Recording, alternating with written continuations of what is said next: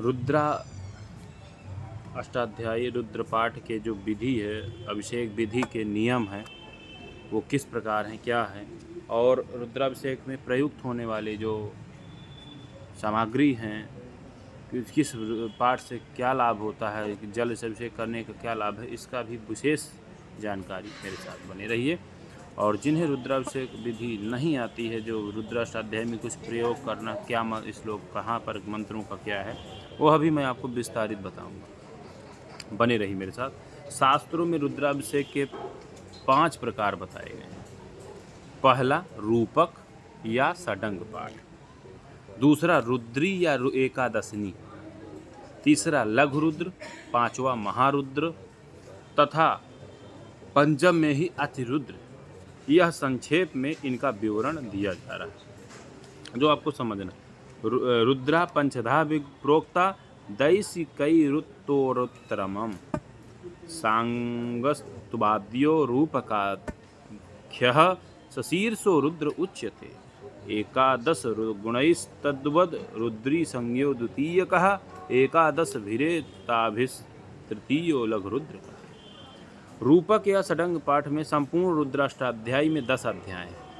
प्रथम अध्यायों में भगवान रुद्र शिव की विशेष महिमा तथा उनकी कृपा शक्ति का वर्णन होने से ये 8 अध्याय रुद्राष्टाध्यायी के नाम से प्रसिद्ध हैं। 9वें अध्याय में ऋचम वाचम प्रपद्ये इत्यादि 24 मंत्र हैं। यह अध्याय शांति अध्याय के नाम से जाना जाता है। अंतिम 10वें अध्याय में स्वस्ति न इंद्रो इत्यादि 12 मंत्र हैं, जो स्वस्ति प्रार्थना अध्याय के नाम से प्रसिद्ध हैं। 10 अध्याय होने पर भी नाम रुद्राष्टाध्याय ही है।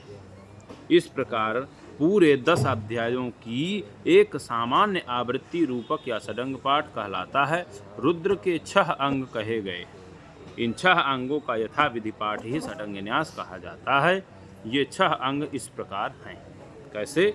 तो रुद्राष्टाध्याय के प्रथम अध्याय के जज्जाग्रतों से लेकर 6 मंत्रों को शिव संकल्प सूक्त कहा गया है। यह सूक्त रुद्र का प्रथम अध्याय अर्थात प्रथम रुद्र रूपी अंग है। द्वितीय अध्याय के प्रारंभ से 16 मंत्रों को पुरुष सूक्त कहते हैं। यह पुरुष सूक्त रुद्र का द्वितीय सिर रूपी अंग है। इसी द्वितीय अध्याय के अंतिम 6 मंत्रों को उत्तर नारायण सूक्त कहते हैं और यह शिखा स्थायी रुद्र का तीसरा अंग है। तृतीय अध्याय के आसु शिशानु से लेकर 12 मंत्रों को अप्रतिरथ सूक्त कहा जाता है। यह रुद्र का कवच रूपी चतुर्थ अंग है। चतुर्थ अध्याय के विभ्राट बृहत मंत्रों से लेकर पूरा चतुर्थ अध्याय मैत्र सूक्त कहा जाता है। यह रुद्र का नेत्र अर्थात है।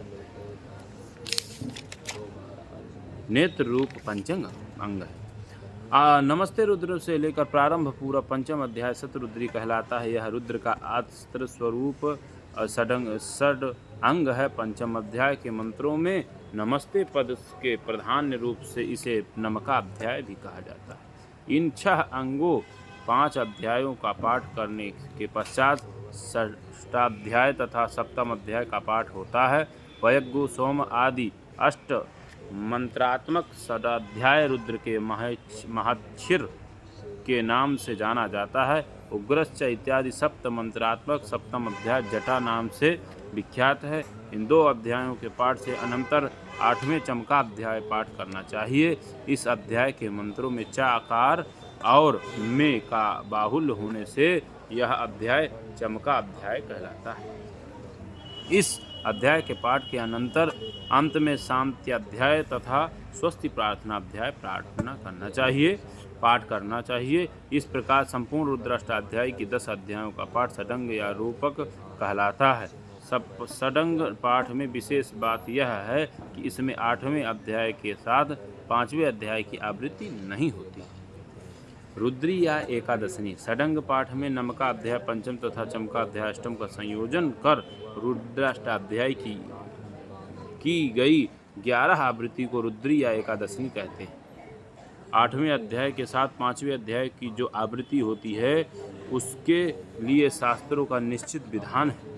तदनुसार 8वें अध्याय के क्रमशः 4 तथा फिर 4 मंत्रों 3-3 तथा पुनः 3 मंत्रों, तदनंतर 2 मंत्र, फिर 1-1 मंत्र और पुनः 2 मंत्रों के अनंतर पूरे 5वें अध्याय नमक की एक आवृत्ति होती है। अंत में शेष 2 मंत्रों का पाठ होता है।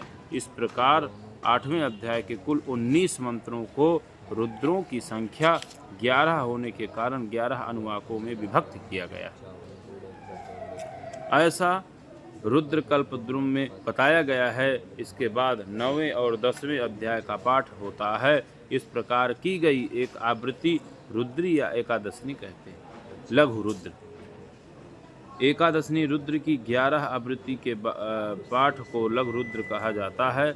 यह लघु रुद्र अनुष्ठान एक दिन में 11 ब्राह्मणों का वर्ण करके एक साथ संपन्न किया जाता है तथा एक ब्राह्मण द्वारा अथवा स्वयं 11 दिनों तक एकादशनी पाठ नित्य करने पर भी लघु रुद्र की संपन्नता होती है।